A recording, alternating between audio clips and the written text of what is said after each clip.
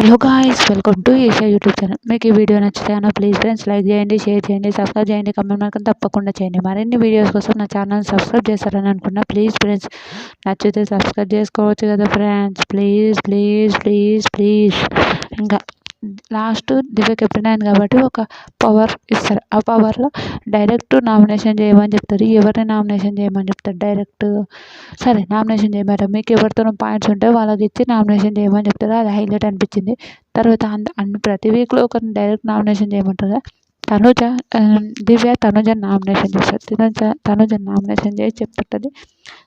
తనుజకి ఏంటంటే ఓకే, అతన్ని నేను నామినేషన్ చేసినందుకు ఈమె నన్ను నామినేషన్ చేస్తుందనే ఒక థింగ్తోనే ఉంటుంది తనుజ. నిజంగా నిజంగా పాపం తనుజని నామినేషన్ చేసినప్పుడు నాకు కూడా నచ్చలేదు. దివ్య కావాలని నామినేషన్ చేసిందని కూడా నాకు పాయింట్స్ ఉన్నాయి, నేను అందుకోసం నామినేషన్ చేస్తలేదు, నాకు పాయింట్లు ఉన్నాయి అంటే ఆ పాయింట్లు చెప్పింది కాదని. కొన్ని కరెక్ట్ అనిపించింది, కొన్ని కావాలనే. నిజంగా ఓకే, భరణి గారి జోలికి వస్తే వాళ్ళని ఎంతకైనా తెగుతుంది కదా. మన దివ్య మనకు తెలిసిందే కదా ఆ విషయం.